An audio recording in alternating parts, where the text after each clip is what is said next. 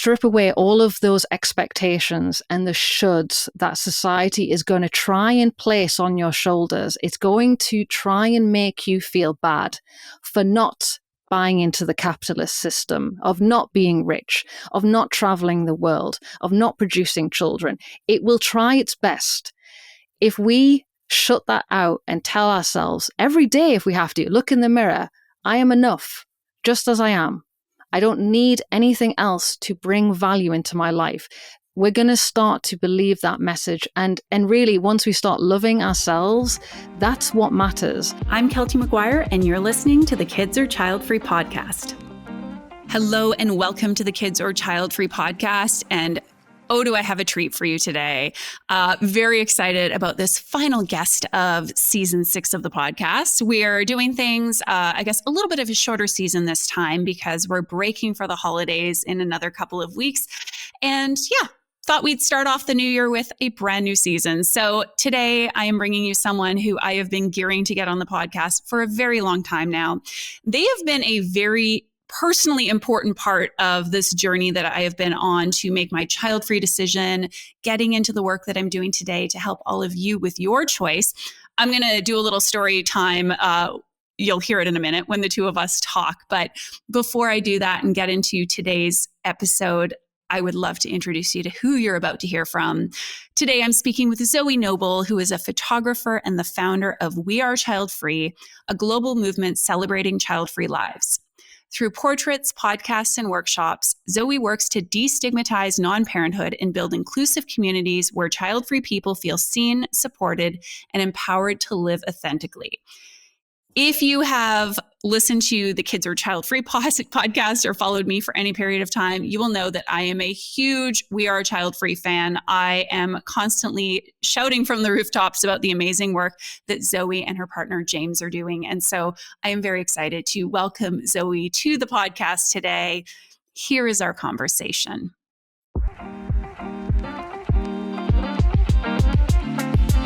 Thank you so much for being here today. This is a long overdue conversation, and I'm going to get you to introduce yourself, but then I want to set up this conversation a little bit more for people who are listening, because I feel like so much that I owe you and James and the We Are Childfree community. Truly. But first, tell us a little bit about yourself. Oh, gosh. So I am a British-born photographer. I now call myself storyteller and community builder since working on We Are Childfree since 2017, which celebrates and supports child-free people and all non-parents, I really believe. And I am a creative at heart, and I love people and I love connecting people. So being able to work on a project like We Are Childfree and founding a project that really is connecting people is just the greatest gift for me, to be able to spend my time on a project like this. I also live in a camper van. I live in this van with my husband, James, who is the other half of We Are Childfree. And right now we are traveling around the Canary Islands. And outside of my window, you'll see this crazy looking desert, which is Fuerteventura. And opposite me, I'm looking out at the beautiful ocean. And we basically got into this camper van to meet child-free people, take their portrait and share their story. And that's our plan basically right now. So I couldn't be in a better place at the minute. Wow. Well, there's so much to say. First of all, I can't believe it's been since 2017 that you've had this project venture. I mean, Wow. It's community. It's so many things. I know to so many people, and I know myself how incredible it feels to be doing something that feels so aligned, and to be connecting with such incredible folks. In your case, who are part of this child-free community.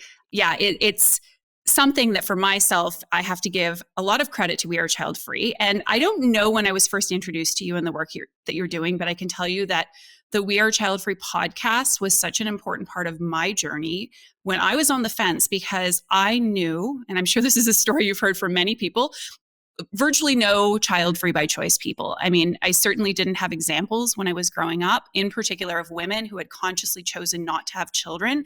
And so listening to the stories on the podcast felt like such a lifeline for me. And I felt like they really were an example of what could be possible for me if I chose that path. Now, I don't know if you remember this, but you and I think, had connected because I was following the project and sort of both being business owners, both being expats living in Germany. We became friendly through Instagram. And I messaged you at one point once I had made my decision. And I said, I love the podcast. I'm hearing all these stories. And there's something I also feel like we need to address, and that is, how do people actually come to this decision? Because I said, for me personally, it was a struggle. And I'd love to talk about coming to clarity on this choice, and also ambivalence and not knowing and uncertainty. And I remember feeling so kind of stupid, sounds like a harsh word, but I really chided myself for leaving that message. And I remember saying to friends of mine or my husband, like, it's not called "We Are Pretty Sure We're Child Free." It's "We Are Child Free." It's very affirmative. Like, what am I thinking? And you said, great idea. Come on the podcast. Now, this was, I think now 4 years ago, if I'm not mistaken. I believe it was 2021. I was not doing any of the work I'm doing now. I was coaching people around this question of, what do I want in life? What's happening for me professionally, personally? And that conversation we had on the podcast had such an outpouring of support that it is like the turning point in my life today as far as what I'm doing now. Because I truly think, I don't think if I would have come on the podcast, had that conversation, saw that actually, lo and behold, it's not just me who has grappled with this decision. There are people in your audience who are still questioning this choice, who are, I call them child-free curious, sort of like the sober curious movement. It's like, is this a path for me? And there's others who've chosen this, but who are maybe grappling with aspects of this life path. And so, I sing your praises everywhere. I love the work you're doing. I want to make sure we really highlight and celebrate it today. And I also know that you are going to be a particular well of wisdom around this topic of building child-free community and friendships, because this is an area I hear a lot of people having concerns about.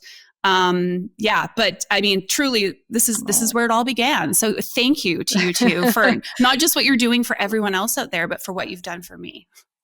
Oh, Keltie, thank you so much for sharing that. That was a long story. I mean, but what a story. What an incredible thing to hear. That podcast, it resonated with so many people. We also had so many people reaching out, because I think far too many of us go through life not knowing that there's anyone else out there who is either struggling with this decision. Society tells us that, we should be all having kids. So to even have ambivalence feels almost alien and wrong. Yeah. And we call ourselves We Are Childfree, and we focus on those stories, of course, of people who are child-free by choice. Yeah. They've made that choice, but there's also a journey to get to that choice. Some of us have always known. Some of us have known since we were 8 years old.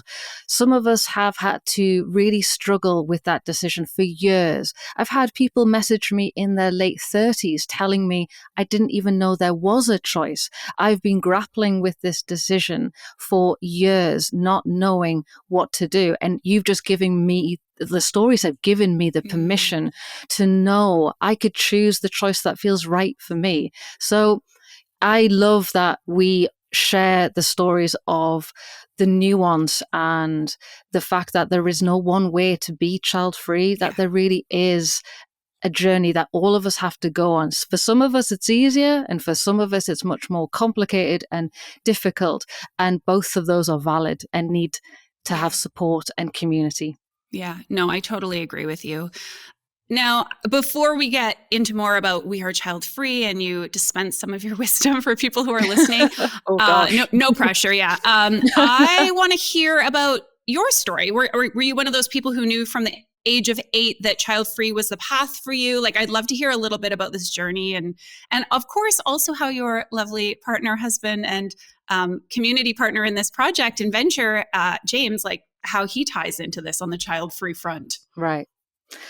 My journey was a lot more simpler than a lot of people in our community. I always knew that I didn't want children. To be honest, it was like a non-decision. It's almost like deciding, it's like knowing what your favorite color is. I couldn't tell you why I didn't want children other than I never felt a desire to have children. So whenever I thought about my future, it was about cool creative projects I was going to work on. It was about where I was going to travel to. I never, ever imagined a future where I had children and I was thinking about their names and where they'd go to school and what we would do. Never. In fact, I remember, when we would have as kids, we would play, families, quote unquote, and Mm-hmm. I would always be the cat or the dog. Like I literally I didn't know that was an option either. I would have done that. I made it. I made Yeah. it happen. And I just was so not in that mindset of motherhood. And then as I was growing up, I saw how hard motherhood was for my own mother. She was the breadwinner. She worked in a male-dominated industry, worked nonstop. And when I remember growing up, I saw her surrounded by papers. I saw her stressed, and she was juggling two worlds of being a mother and being a child carer whilst also looking after the home, then being a career woman, and it didn't leave much room for her. And I think I really saw that and realized that you have to make so many sacrifices here that I don't know whether I want to make those sacrifices. So that was affirming to me, that told me that, do not put motherhood on a pedestal, because what you're seeing as a reality for someone, it's not that. And, it was only really when people would ask me, I met James in my 20s. We got married in our 20s. So the questions would kind of come quite often of, so when's it happening? When are kids coming? And honestly, in my 20s, I didn't have the language that I have now. I didn't know that I could say the word child free. That didn't exist to me. So I didn't have this language. I also was unsure how I was going to be taken. In my 20s, I didn't have the confidence to know that I could just say I didn't want children. And if someone had a problem with that, that was their problem. So I was very worried about being judged, being shamed. The media portrayed women without children as cold-hearted, cruel. And I would and ah and say, well, maybe one day, knowing inside that I didn't want them. And now I look back on that and go, wow, it took you a long time to be able to step into your truth and be authentic. And that's partly why I run We Are Childfree, is to empower young women, especially, to know that they can be who they are. It's not up to them to change themselves. They don't need to fix anything inside of themselves. So I now recognize how much I really didn't stand in my truth in my 20s. But knowing that I didn't want kids has always been a part of my story, for sure. Well, it's interesting what you share there, because for myself, I was always very much leaning towards being child free, but likewise didn't know that was an option, didn't have the language for it, certainly. And I think, and I don't want to apply my own sort of situation to anybody who's listening. I mean, certainly there's confusion for many people. I was confused, unclear, ambivalent. Part of me, small part of me, wanted the motherhood, parenthood path, and the majority of me really wanted this child-free path. But I think my journey was less about figuring out what I wanted and more about having acceptance for what I wanted. And that's also something I wasn't able to articulate. But looking back now, having compassion for myself, realizing it was not just okay, but like perfectly wonderful for me to choose this path. That was where the majority of the work really was. It was less about the clarity piece. It was actually more about the sort of self-love, compassion, understanding for self piece.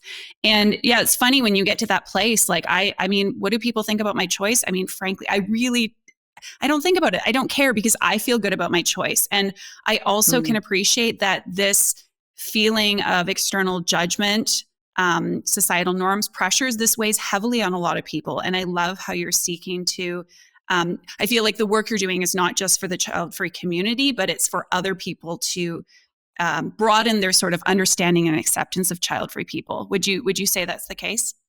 Oh, absolutely. Yeah. I see the work that I do is it's for everyone. It's for women. Yeah. It's for women who may eventually become mothers. It's truly not just for one kind of person, because it's about conscious choices, which every person in society needs to be encouraged to create the life that they want, not what society tells them that they want, because that's that's the problem. We are handed a script from birth. Mm-hmm. You need to follow these rules. You need to check these check boxes.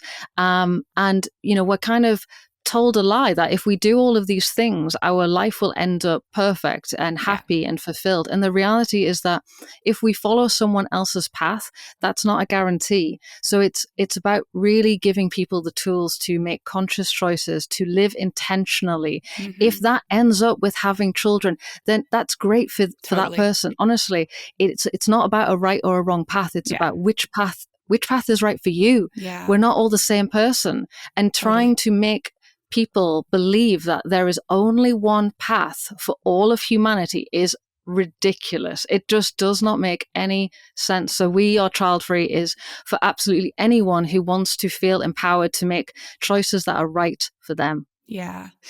Yeah, it's interesting because we have, I would say overlapping, but different areas of work, if you will. But at the same time, my mission it's very much the same. It's like, I want people to live lives that feel true and in alignment with who they are and what feels right for them and what brings them fulfillment and joy, and totally dismantling this idea of there being some definitive right or wrong. So yeah, I love that you share that same sort of vision. And I think intellectually we understand that there are different ways that we can be happy, yet for some reason when it comes to making our own choices, so many of us just feel like we've got to check the boxes and do the status quo. And certainly for myself, that's not where my fulfillment lives. No, and I completely understand why many of us are battling with how do you know what you want when you live in a world that is telling you should want this thing, especially for women. Women are not meant to tap into their inner voice. They're not meant to know what they want because they're meant to listen to everyone else. Mm-hmm. They're meant to sacrifice themselves for everyone else, live lives for everyone else. Society, patriarchy, capitalism, all of these structures, they do not want women tapping into their own voice, because if they do, they may choose a path that goes against all of that. And they may opt out of things like motherhood. They may opt out of being partnered up. There are so many, beautiful paths available to them when they actually go, what do I want? Yeah. And the society that we live in right now, which is very pronatalist and very patriarchal, does not want women to do that. And that's why we have to always put the blinkers on and stop looking for answers with other people. Stop asking everyone else, what should I do? How should I live my life? Because ultimately, you're not going to find the answers from anyone else. The answers come from within yourself. Mm-hmm. And that takes a lot of guts and courage to truly accept that. And, it's crazy that I'm in my 40s now, and I feel like I'm only fully now getting to that point where I go, the answers are inside of me now. That took me 40 years. How did it take me 40 years to get to that point? It shouldn't. So by sharing more stories and showing representation, we allow other women, especially, and marginalized genders to see, oh, this person is living their life a different way. I could live my life a different way. And that's the power of representation. And that's why we do what we do, isn't it? Yeah, 100%. Okay. And so you said, you've had clarity for a long time. You met James at a relatively young age. Did he have similar feelings as you, or he was like, I'm on board with what you choose? How did that conversation go? And do you remember when you first discussed this? So James and I, we're a terrible example of what not to do with couples and being child-free. I'm afraid Chris and I might be as well. Oh, good. That makes me feel better. We didn't talk about this for years and years. We lived our life. That probably that tells us it was so not a factor for us to have kids. We didn't even talk about it. I think it was only when in my 30s I told James, I think I really want to take portraits of women who don't want to have children, because I am sick of the judgment that I am getting. I'm sick of the questions. I'm sick of people treating me a certain way because I just don't want to have kids. It was so frustrating and rage inducing to me that I was like, I'm going to do this. And then we had this conversation about like, oh yeah, I guess we aren't going to have kids, are we? And like now we tell obviously people in our community, don't do that. Don't leave it for years and years and years when you're married to someone. Have these conversations really early on. But yeah, James was like me. He never saw children in his story. He never wanted them. But it's funny because whenever we would be around kids and we'd go back, he has two siblings. I have a twin sister. Whenever we'd go back and people would always be like, oh, you're so great with kids. And especially to James, I think when anyone sees a man who is good with children, they're like, oh my God, see, he has to be a father. He must be a father, and James was like, no, I really like being around kids when I can give them back. Mm-hmm. And I'm exactly the same. Although I would say, I'm less enjoying of being around kids. James just loves being a big kid himself. And when you have that pressure from family and friends, everyone telling you, but you'd be great at this, you feel like you have to justify that just because I like something and I'm good at it doesn't mean I want to do it full time. Just because I like cooking doesn't mean I want to be a full-time chef. There are roles in our lives that work because we only have brief moments doing them. Doing it full time is very different. So James and I, we were very lucky that we were on the same path. We felt the same way. And we know that's, quite rare, sadly, for a lot of people. They have to really find the person and then they have to navigate that with that person. Sometimes one of you wants it more than the other.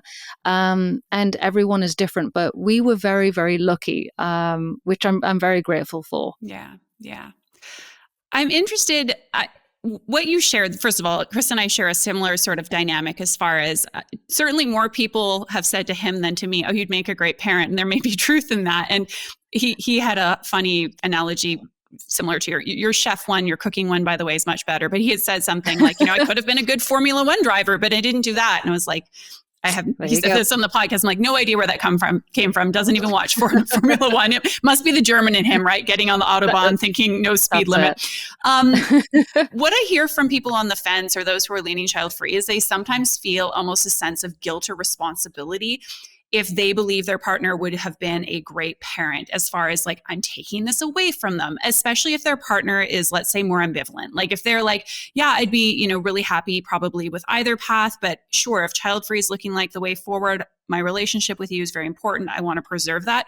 There can be this like burden of responsibility. And so I'm wondering what you would say to someone, specifically someone who's maybe in that heterosexual partnership where it's like, here's this man who could be a great father. What would you say to them?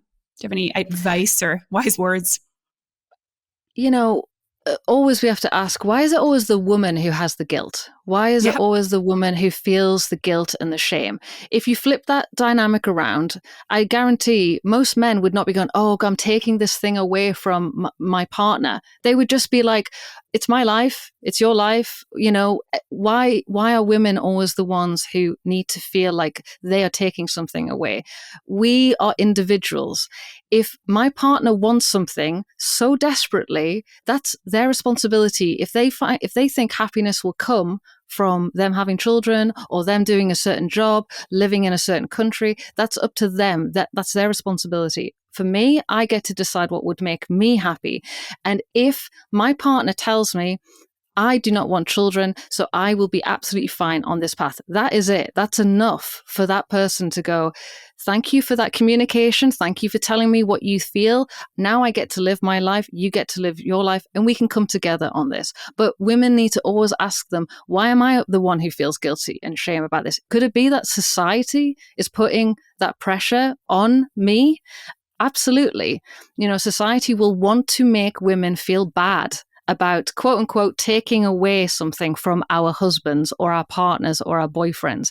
That's all a plan to make you feel like you're the person who's wrong here. You need to go against your better judgment and what you feel inside, and you need to go against all of that and give your partner this thing. So yeah, it's all basically a ploy to make you feel bad. Don't give it power. Always think to yourself, there's a reason why I'm feeling this way. And it's not because, I should be feeling this way. It's because society wants me to feel this way. Don't give it power. This is the pep talk that people needed. Okay, you're going to want to bookmark that one. Go back and re-listen. I have no notes. I have nothing more to say. Yeah, I fully agree. I think as Chris and I talked about on the podcast when he came on, it's like if somebody tells you this is what I want, or I'm good with this, believe them. Like, why should we be questioning our partner? And if they're going to be deceptive or, God forbid, hold something over our heads, well, then we've got a whole other kind of problem. But We need to Right. take that at face value. And I totally agree. We are our own autonomous people who make our own decisions. We're responsible for those Right. decisions. And I totally agree. It's just one more reason that us women we shouldn't, but feel bad about our decision to Right. be child free if we choose. And we can check in with each other. I mean, when you're in a relationship, people grow, they change. It's okay. That's what happens to humans. So that's why it's important in a relationship. Check in, tell each other, okay, we both agree that we don't want kids now. Mm-hmm. Let's come back to that in a year's time. Let's ask each other about that. You'll notice when there are moments, emotional triggers. Perhaps what you do is you go back home for Christmas and you're surrounded by children, and then everyone is saying, "Oh, look how great he is with kids. Oh, look, and then you'll leave and you'll go back home, and then you'll start to feel that guilt and that shame, and you're like, try and pinpoint, why do I feel this way? Guarantee there's probably a trigger there, and it's probably again people telling you that you need to feel bad about this. And I think it's important to just keep communicating with your partner, but also, like you said, Keltie, believe them when they say that. You can't control anyone else. You can only control how you react to situations and other people. So, allow that person to give you their honest opinion on what they want, believe them, and then check in another 6 months, year, whatever it is. And then you're doing everything that you can possibly do to navigate this together. Totally. Okay. I want to talk about child-free community and friendships, because I will say one of the biggest concerns I hear from people who are on the fence, as well as those who've chosen the child-free path, is, basically who will be there to both support me. I feel like an outsider. It's hard for me. A lot of my friends are having kids or have had kids. So what kind of suggestions can you give people in terms of how to sort of cultivate or create that community? And of course, I would also love for you to make a plug for what you're doing with the different, I know you sometimes have in-person meetups, you have your online community. I'd love to hear a bit about that as well. Yeah, being with people who get you, who are on a similar life path, it's so important, because when you're in a society that others you and isolates you for choosing a different path or just living a different path, you really do need to have people in your life who are like your cheerleaders, and they're going to support you. So finding those people is important. It doesn't mean that every friend that you have has to be child free. I have some amazing friends who are mothers, fathers. If we all just were with the same people, we'd be bored. We need that variation in life. But it's really important, if you don't have anyone in your life who is child free, or child free by choice, by circumstance, whatever, it's important to try and find those people. So putting yourself out there is really important. There are so many meetup groups. I mean, thankfully now we have many more platforms for people to connect on.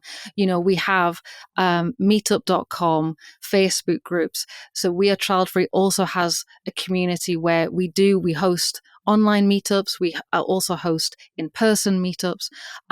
So we're not actually alone anymore. We can find those people in our lives, and it's really important to do that, because when there are these journeys to navigate, when other people are telling you you're wrong, you'll be alone when you're older, when you actually are meeting people who are living exactly the same way as you, it does give you that strength. And we're really proud of the community that we have created over the last few years. It's so inclusive, it's supportive, it's positive. Those are the communities I really recommend people to find, because there are some communities out there which can be very toxic, very gatekeeping, and telling people that there's only one way to be child free. And that's not what We Are Childfree is about. We are really inclusive of people's different experiences, because humans are varied and there's nuance in everyone's journey. So I think you have to put yourself out there, which can be really difficult for a lot of people. You have to show up at the meetups. You have to reach out to people, cultivate new friendships where you can, because one of the biggest pain points we see in our community is when your friends start to have kids. And when you are a child-free person, if you are the only person in your friendship group who doesn't want kids and everyone starts having children, it can be very isolating. So that means that those relationships are going to change. Hopefully it doesn't mean that you'll lose them, but it does mean that for a good few years, it's going to be really tough. And accepting that change is going to happen and then diverting your energy into creating new friendships is so important. So you can do that through, the online groups, the in-person groups. You can even, if you go out somewhere for a coffee every day and put yourself out there. If the barista and you have a great chat about a certain music that you love and there's a gig coming up, ask them. I think we've gotten so used to isolating ourselves off. This is the thing that I'm noticing a lot is people, they want convenience, they want to be comfortable at all times, but creating genuine community takes work, effort. You have to show up, you have to reciprocate. And a lot of people, they just want to buy community. They just want to say, I'm just going to give money and that's it. I'm going to get that. And that's not how community is created.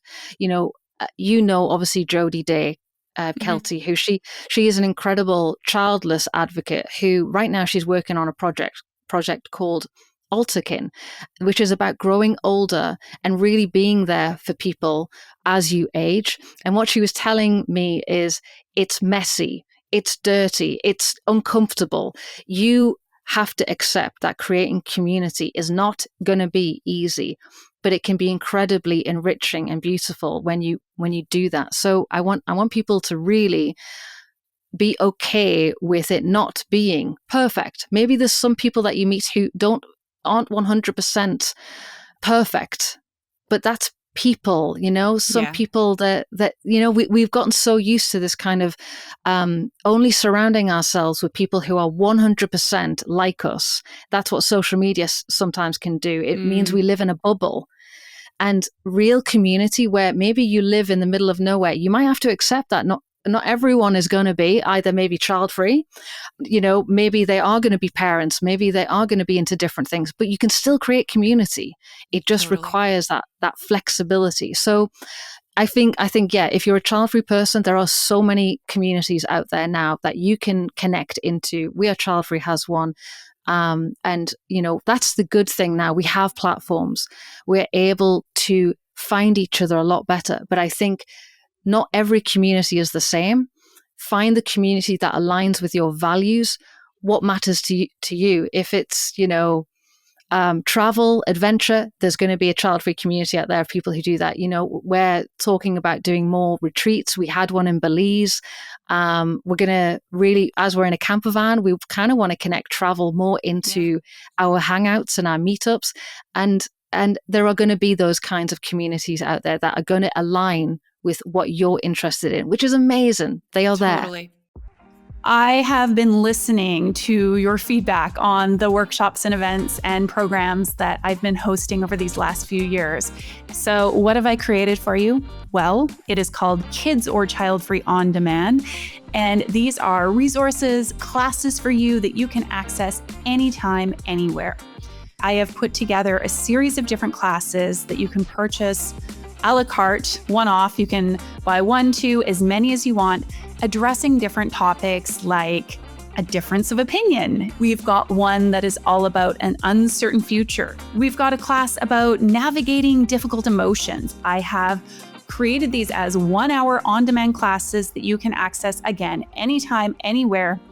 You will also get a fillable workbook that you can fill out digitally or you can print off that accompanies the class. I share additional resources with you in the class portal. If you want access to all classes, you can do so for $249, and that will give you a lifetime membership to other similar types of classes. So essentially, the value you get, the savings that you're able to have or experience from that will only increase over time. So you can access these on-demand classes for $49 each. Head to the show notes or the website where you will find the link to our on-demand classes, our class collection.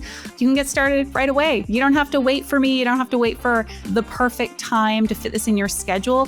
Whenever you have a few moments, you can tune into these classes. I know you're going to love what I have created for you, and I'm really excited to hear your feedback and hear how these classes are able to support you on your kids or child-free journey. All right, let's get back to today's conversation. Yeah, no, we live in like a really fortunate time. And I do appreciate that. I love the example you gave of somebody might live more rural, and because I think it's easy to feel like, yeah, sure, there's meetups if I live in London in the UK, or if I'm in Toronto in Canada, but there's not necessarily anything for me where I am. I think, first of all, we shouldn't, I guess, dismiss online connections. I realize that having Yeah. in-person connections are something unique and I think very important. But I know, for example, some of the women who've gone through one of my programs around becoming more confident in your child-free choice, they've mentioned that if they ever having any sort of difficulties or challenges around their child-free decision, or having sort of the wobbles, as one of my British clients put it, that they have now like a small WhatsApp group of fellow child-free women in other parts of Canada and the States who they can message and just like Right. be on that same page. And sure, that's not someone they can go grab a glass of wine with or go for a hike Right. with, but I still think that can fill like an important need in a person's life. And I think part of what you're also saying is like, one person cannot be the be all end all, just like our partner can't, just like No. our, family can't. We I think need to have diversity. And it's also important to have diverse perspectives and voices. And yes, let's aim to create those child-free connections that are so important to us. Yes. But we also shouldn't necessarily have this totally like siloed sort of homogeneous group of people that look and seem just like us. We need to be, No. similarly, my parent friends are important connections. I want to have younger people in my life. I want to have older people in my life. So Right. having a Yeah. very sort of intergenerational, multiracial, like group of people I can Yes. surround myself with is so important. And having the flexibility to recognize there are different kinds of relationships as well. So Yeah. like, for instance, I now have a lot of friendships are over, we do voice memos on Yeah. WhatsApp. Yeah. And then I have the online communities and where I show up and I can still connect with people online. Then we do the hangouts where in person, where we go to somewhere and we actually meet in person.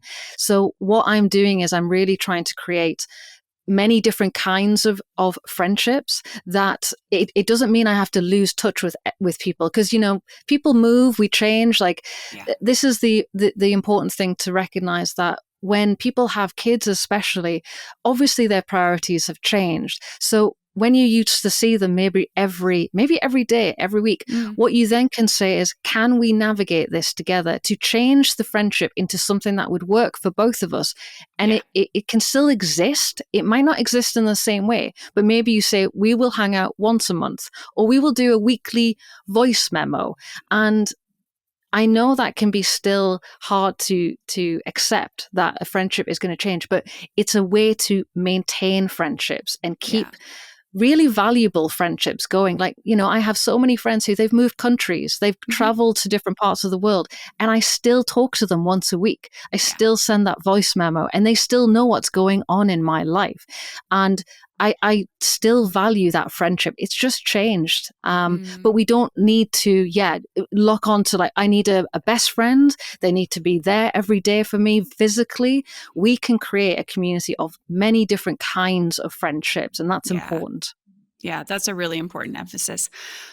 Okay, so you also are connected with a lot of people of different ages, and I know you've also been profiling some child-free women in particular, I believe, who, are elders in our community who we can serve as examples for us. And so I'm interested because, of course, we hear that things will only get worse as we age. That sure, it's nice being child-free today and being in the Canary Islands with our camper van and our partner, and but what about when you're old or when you're older? I'm curious what sort of perhaps myths that some of these older folks you've spoken to have or are debunking, if you will, and like what you're seeing and hearing about the lives of older child-free folks.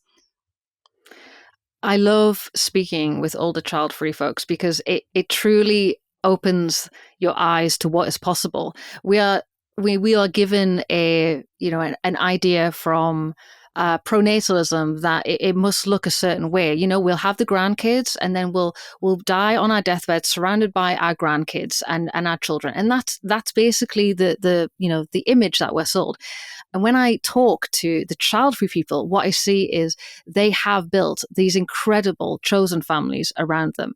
They are doing incredible things, whether that is just they are a factor in their local community. Maybe they are volunteering. Maybe that I know this in our community, we have two amazing 70-year-olds. We have Maria and Colin, and they tell me what they've been up to in the weeks. And Maria is a huge climate advocate, so she talks about everything, all of the groups that she's part of. She spends so much of her time helping the climate crisis and volunteering. And Colin has some buddies that he plays cards with, and just knowing that we can create whatever life we want as we age. We can have a more peaceful life. We can walk our dog and read all of the books that we never got to read when we were younger, or we can travel the world. Like one of the people who we've seen twice now. We met Maria Coffey. She's an incredible She's author. She's wonderful. So whenever we come through Spain, we go and whenever we come through Catalonia, we go and meet Maria and her husband Dag, and they are just incredible. They live in this gorgeous village surrounded by friends, and we actually went and saw them a couple of months ago, and they were having a party. They're closing their travel business down, and they've had 25 years of traveling to the most incredible places around the world, on kayaks and these remote places. And they've done this in their 60s and 70s, and hearing their stories and seeing how rich their life is, how full it is of experiences and connection, it honestly gives James and me, they're such an inspiration to James and I. And that's why we share Maria's story, and that's what, she's been on the podcast. We have her portrait ready to go. She'll most definitely be in the book about child-free elders as well that we're creating, because you can create whatever life you want as you age. It's up to you, and we really, again, have to put the blinkers on it and stop letting people tell us that we'll be alone when we're older. I have so many people who message me saying, they work at hospices or they work at old people's homes, and the people who have the most visitors are the people who don't have kids, because they are the ones who have spent the time and the energy to build the community. They haven't just expected it to be there, which sadly a lot of parents might do. They might just assume their children are going to be there, and the reality is there are no guarantees. Your child might not be willing or able to look after you when you're older. The only thing that we can do is to take control and create that community ourselves and build the life that we want. And that's what James and I, are doing. And that's what we can encourage other child-free people to do, and to, ignore all of the myths out there that are just meant to make you feel scared and make you conform ultimately. I fully agree that, being child-free, it requires us, and this is a good thing, but to be proactive and also somewhat pragmatic about our futures, our lives, how things are going to look, community. I do think it's easy to take it for granted if we have kids. And as much as, I hear a lot of people saying, well, listen, I don't fully expect, and I know that there's no guarantee if I have kids, they'll be there when I'm old. That's still very compelling for people. That narrative is so ingrained. And I've certainly heard from people who, for example, worked in seniors' homes and on hospice, and who say, people with kids, those kids are not necessarily there. But interestingly, I love having heard what you just shared, which is the people without kids are the ones who are really having all the visitors. It makes sense, but that's so wonderful to hear. Yeah. And that's the thing. We are told these myths because, we are meant to conform. And the reality is no one can predict the future. No one. We are strangers will say, who's going to look after you when you're old? And it's like, are you predicting the future? I'm sorry, but we need to accept that only we get to control our lives. And even then, we can do all of the controlling that we want. We can save up all of the money that we want. We can do all of these things. Can I predict what will happen in 30 years' time? Absolutely not. I can, like you said, I can be practical, and I can say, okay, I'm going to start saving to have some money for when I'm older, that if I need care, it'll be there. I can start creating that community and building out that support system. I can do those things, but still, I cannot control what will actually happen when I am on my, in my 80s. I can't do that. All I can do is live in the moment now, create the life that I want for myself now. Because I would much rather as well, when people say this to me, I would much rather have, let's quote unquote, the best years. But, we were talking before we started recording about how, when we hear from 60 and 70-year-old women that they talk about that being their best years, which is incredible. And I absolutely could believe it. And I'm so excited for the future. I would much rather spend the quote unquote best years of my life living my life the way that I want, loving my life. And if the last 5 years of my life don't end up being the most fun and happy and great, I'm okay with that. I'm really okay with that. Does it make sense that I would have children now, even if I didn't want them, even if I thought that would change my life maybe send it in a path that actually I don't really want? Would it make sense to spend maybe the next 30, 40, 50 years of my life to do something as a possible security net for the last 5 to 10 years of my life?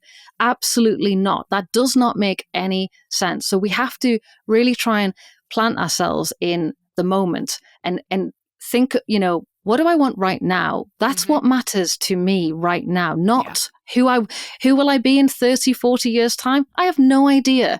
All I know is who I am right now. And what does that person want right now? Go with that. Yeah. I agree so much. And I have such a similar philosophy on life. And I had a client who referred to it as postponing her joy. And for me, I absolutely refuse to postpone my joy. I think we need to build it into the everyday. And that doesn't mean entirely disregarding the future, but really trying to center those things that feel, joy and life-giving and fulfilling and connecting. And we get to the future day by day. So if we're consciously doing that day by day, to me, it can only inevitably, hopefully, and to your point, of course, there's uncertainties, but lead to a life that ultimately feels good and true and aligned for us. So that's it. If Zoe's stories about Maria sound familiar, it's because Maria's also been on the podcast, and I will make sure to link to her episode. I can link to both of those in the show notes of today's episode. Now, I love Maria as well, and she's such a great example for me personally. And also, I've heard people saying things like, well, yeah, but she, traveled around the world in the foldable kayak and she had this amazing life and she lives in Catalonia and da-da-da. What if my life is more simple, more humble? What if I don't have the means to do, travels like that or want to? Or what if I'm not a best-selling author? What if I don't have a project like Zoe and James and live in a camper van and go to the Canary Islands? What would you say to someone like that who feels like their child-free life is not enough or that they need to do something in lieu of having children? There's often this idea of we need to make up for parenthood. Oh, yeah. This is a really toxic trope that we have in our community, that if we're not producing children, then we have to be producing something else. I mean, this is capitalism through and through. We have to be, doing something incredible with our lives. And because apparently parenthood can be, the catch-all to that, if you don't do that, then you better have a good reason why you're not going to do that. You have to be either rich, you have to have an incredible career. All of that is bullshit. I mean, really, it is just another way to make people feel bad about themselves, to pressure them into conforming. And what I know is in our community, we have shared the story, thousands of stories. And I know that there are more people in our community who live a beautifully quiet life that is filled with the things that matter to them. Maybe that's their pets or their plants, or cooking on the weekend, or reading their books, or maybe they can't do any of these grandiose big things because they have chronic illness, or they are dealing with trauma in their childhood, and they need to parent themselves and look after themselves. All of those things are valid, and actually allowing child-free people to find out what matters to them and encourage them that is enough. They are enough just as they are. Women are told that we need to be producing things. We need to be producing children. We need to be doing all of these things to have worth. And as soon as women stop believing that and start recognizing that they are enough just as they are, we are unstoppable. We can't be shamed or guilted if we believe that we are enough just as we are. We don't need to seek validation from anyone else. We are giving it to ourselves. And it's important for a child-free person to really strip away all of those expectations and the shoulds that society is going to try and place on your shoulders. It's going to try and make you feel bad for not buying into the capitalist system, of not being rich, of not traveling the world, of not producing children. It will try its best. If we shut that out and tell ourselves every day, if we have to, look in the mirror, I am enough, just as I am. I don't need anything else to bring value into my life.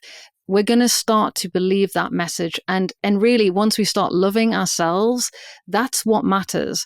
We can create whatever life matters to us. There is no formula. There are no rules. And for the people out there who are choosing this path, or maybe they didn't even choose it, they had to have this path.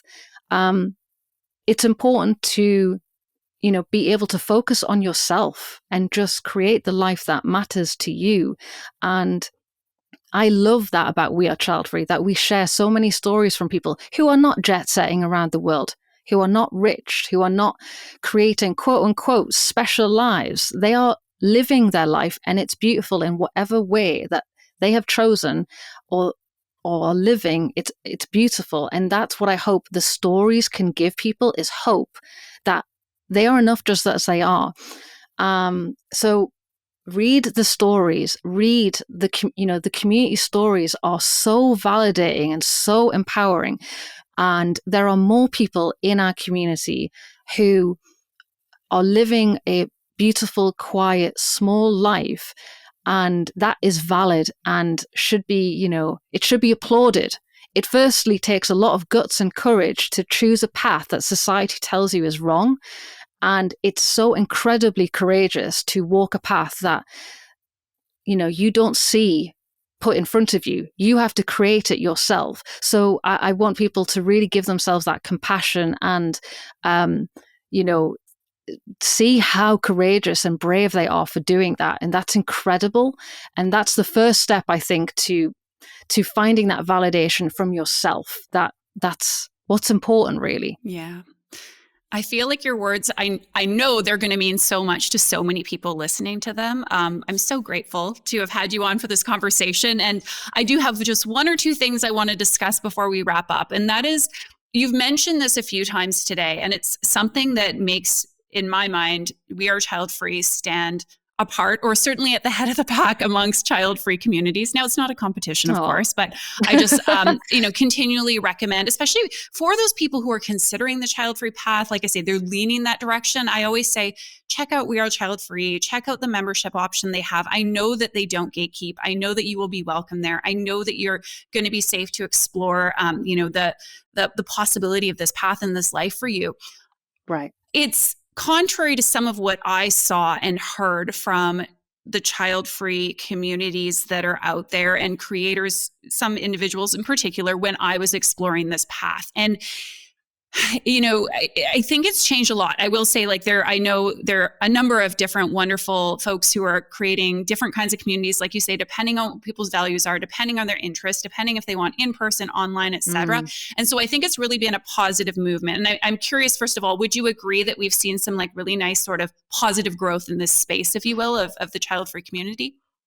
Yes, absolutely. I think as we've gotten more platforms and people are using them for good, they're using them to say, hey, we need to stand together and be supported and celebrate each other.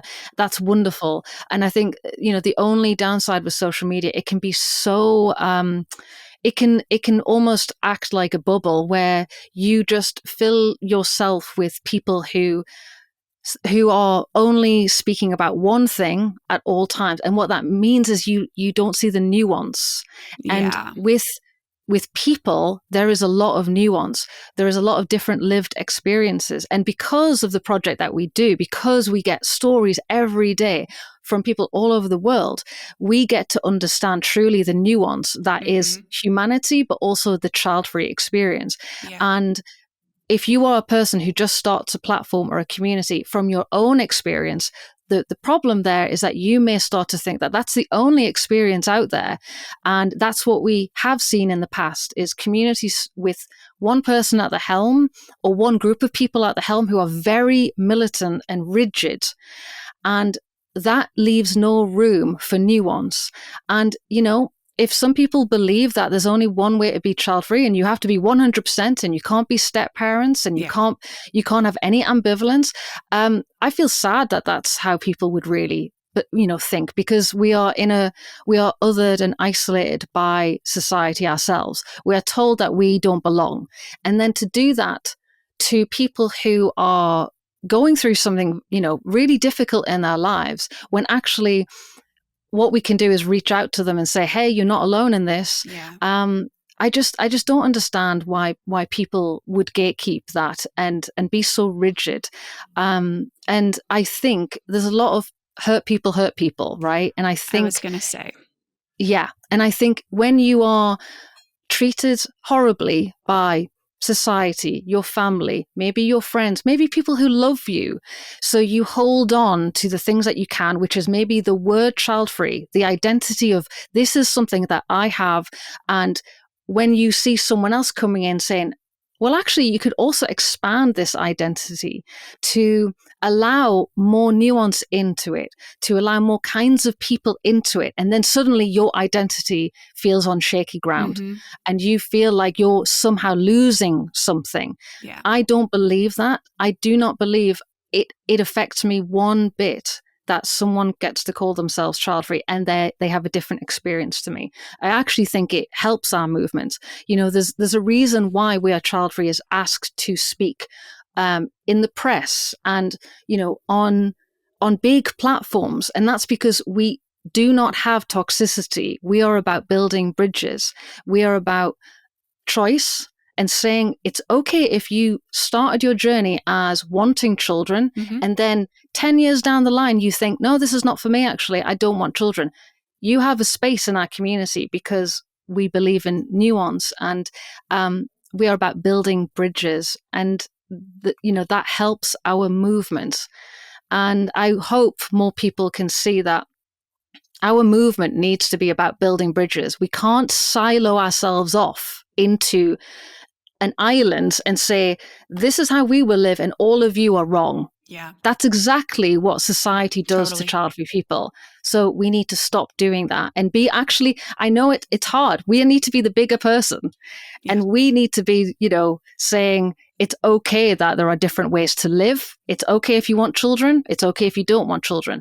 And I get it. When you've been hurt for many, many years, it's really tough to come to that place. But that's how we're going to help our movement. And when child-free people message me to say, this project has changed my life for the better, and I know that we're doing it the way that it should be done, and that's helping child-free people and helping our movement. And we won't change that. We will never, ever change that. Please don't change. It would be very sad for many people. And like I say, it's one of the biggest things that I appreciate is just how inclusive We Are Childfree is, and how you don't have this sort of like really fixed criterion that, you have to have always known and you can never have doubted it, and you're not allowed to have any connections with kids, and you actually should probably hate kids. This is sort of the perception that you sometimes get from other child-free groups. And yeah. Oh yeah. I mean, that kind of idea that we all need to hate children. It's like, I come from it from the stance of we all get to decide what is right for us. So if you do not like children, that's valid. If you love children, that's also valid. But what I don't believe in is the word hate. I don't really believe that we will never move forward and we will never build bridges if we talk about hate, because I don't understand how I could hate a child who has literally done nothing wrong to me. So I could hate the system that makes child-free people feel less than. I could hate the system that makes mothers feel like they are, not good enough. I hate the system that we're all born into, and I'm going to work to dismantle that system. That's where my anger and my hate will go towards, and that's my fuel to keep going. People, humans, children, parents, no, I do not hate those people. We are all in this system and we need to dismantle it. And we actually are stronger together if child-free people and childless people and all non-parents stand together. We are so much stronger. And I am really proud that we can build those bridges with different kinds of communities and different kinds of lived experiences. And even parents, even mothers will message me saying, thank you for the work that you're doing. I will raise my children to know there's a choice. And that's what I feel like some child-free communities miss. We won't change how future child-free people are changed unless we change how parents see child-free people. Unless parents are raising their children to know there's a choice, to accept their children if they don't want children, nothing changes. And I am so proud that we have parents who are messaging me, telling me, this content and what you're doing has changed how I will raise my children. That's how we get change, Totally. I love the values and the conviction that you have and James and your whole community. They're so important, and they serve as a really positive example for me, and I'm sure so many others. So thank you. Thank you, Keltie.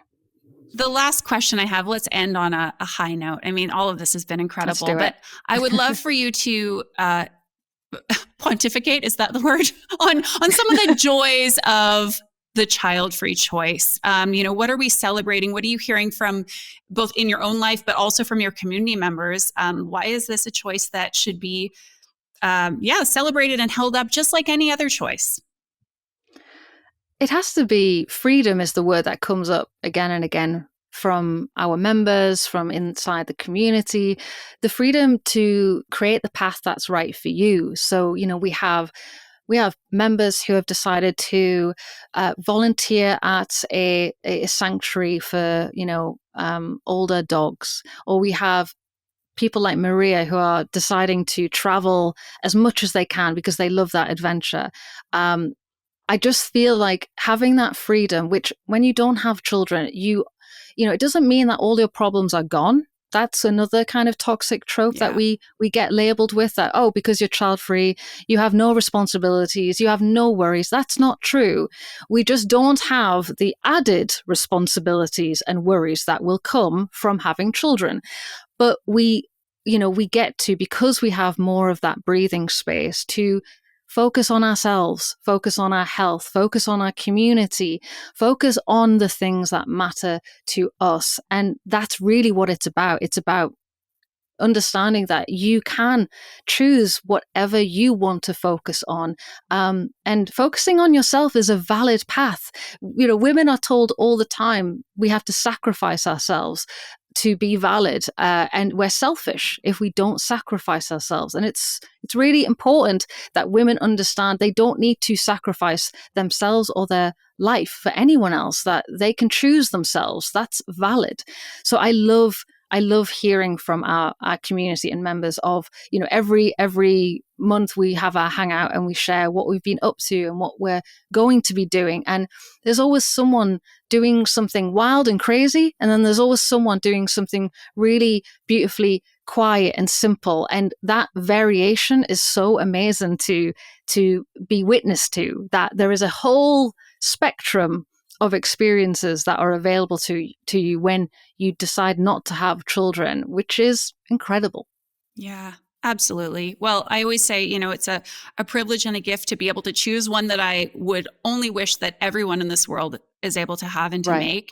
And yeah, this can be a beautiful, wonderful life with a lot of freedoms. I really like the framing of the added responsibility of children, because certainly our lives are not immune to responsibility or hardship, but it's a wonderful thing to be able to choose and say, now I choose to focus on me, cultivating the kind of life that I want, giving to other people in the ways that I want to, should I choose to, and living a life that feels right for me, however, quote, small, I use that word loosely, but like small or big that life may be, it's all acceptable and it's all equally valid. So I mean, it's funny when we think about, the big lives and the small lives, a few hundred years ago, we would be a few thousand years ago, we'd be walking around foraging for food. We wouldn't even be thinking about these terms of like, what must I, what purpose do I have? And that comes in when you bring in things like capitalism, and you bring in this idea that humans are only valuable when they produce things at work. And so we really have to start kind of dismantling all of that and recognizing what it's meant to do, which is to make you feel bad. And understand that we can just exist as humans. We can just be. We can just go and read a book, and we can just go for a walk with our dog. And if we're not producing anything or earning loads of money or whatever it is, that's okay. Life is actually quite hard now for a lot of people. So it's actually enough to just get up in the morning, focus on what you need to do that day.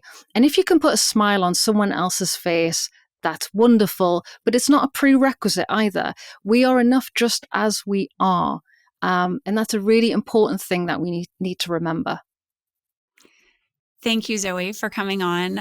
Is there anything you want to share before we wrap up? Tell us, of course, where we can find you. If there's a particular project you want to highlight, we'll include all the links in the show notes so people can find you. Thank you for having me, Keltie. People can find more about We Are Childfree at wearechildfree.com. We are on Instagram. We are on Substack, which we've just recently started exploring with, putting our portraits there. And James is writing. He's an incredible writer. So we are on all the social platforms, basically. And if you want to learn more about the community, that's at wearechildfree.com/join. We have monthly hangouts. We lift each other up, celebrate each other. It's a truly intergenerational community as well. We have people from the ages of 20 to 70. I love it in our community, and I also include the community on the social media as that as well. We really work hard to create that positive, celebratory feeling. So, if you want to DM me, if anyone has any questions, I'm the one who's on the social media, so you can always catch me in places like that as well. But yeah, thank you so much for having me, Keltie, and thank you for your work as well. I know what you're doing is helping so many people navigate an incredibly difficult thing for a lot of people in our community, and it's so amazing to see the impact that you're having on our community. So please keep going as well. Thank you. Yeah, I fully intend to. It's I feel fortunate to have somewhat fortuitously stumbled on this professional path that I'm on. And at the same time, I'll credit myself with, I'm sure for yourselves, like it's a leap of faith to be like, I have the wherewithal to be able to support these folks as they navigate this life path. So kudos to us both, and James as well, of course. Yes. For doing it. Thank you, James. Yeah. Yay us. Yay us. Thank you. Thank you for joining us today for another episode of the Kids or Child Free podcast. Now, before you leave, I want to ask you to subscribe to the YouTube channel because lo and behold, we have a YouTube channel. I've failed to tell most of you that this even exists. Now, you can not only find all episodes of the podcast on our YouTube channel, but you can also find short form videos. We've got them categorized based on the types of conversations I'm having, whether they're with parents, whether they're about being child free. We've got different tips on how you can navigate this kids or child free decision. So lots of good stuff there. Go check it out. Our YouTube channel is Kids or Child Free. I will have it linked in the show notes of today's episode, so you've got that handy. Otherwise, you can give it a search. And don't forget to hit subscribe so you don't miss any of our upcoming episodes or videos that we share on there. All right, that is all from me. I hope you have a beautiful rest of your day.